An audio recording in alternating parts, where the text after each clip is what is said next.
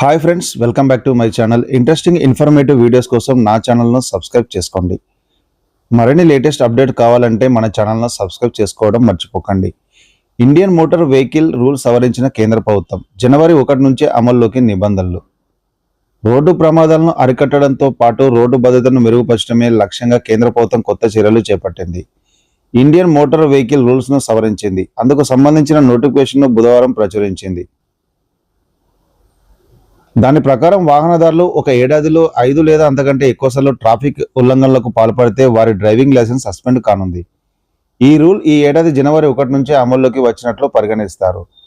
ఈ విషయంలో ఏడాది కాలం కంటే పాటు ఉల్లంఘనను ప్రభుత్వం పరిగణలోకి తీసుకోదు. అయితే డ్రైవింగ్ లైసెన్స్ను సస్పెండ్ చేసే ముందు అథారిటీ ముందు వాదన వినిపించుకునే ఛాన్స్ ఉంటుంది.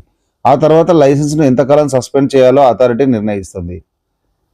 Over speed, helmet, seat belt లేకుండా వెహికల్ నడపడం, ట్రాఫిక్ సిగ్నల్స్ జంపింగ్, బహిరంగ ప్రదేశాల్లో అక్రమ పార్కింగ్, ఓవర్లోడింగ్, వాహనాన్ని దొంగిలించడం, తోటి ప్రయాణికులతో దురుసుగా ప్రవర్తించడం వంటి 24 ట్రాఫిక్ నేరాలను ప్రభుత్వం నోటిఫై చేసింది. వీటిలో 5 ఉల్లంఘనలకు పాల్పడితే లైసెన్స్ సస్పెండ్ చేయనుంది. కాగా ఆర్టీఓ, డిటిఓలకు లైసెన్స్ను సస్పెండ్ చేసే అధికారం ఉంటుంది. ఎంతకాలం సస్పెండ్ చేయాలో ఆ సంస్థలే నిర్ణయిస్తాయి. గతంలో వరుసగా చలన్లు పడిన వాహనదారుడి లైసెన్స్ను 3 నెలల నుంచి ఏడాది వరకు సస్పెండ్ చేసేవారు.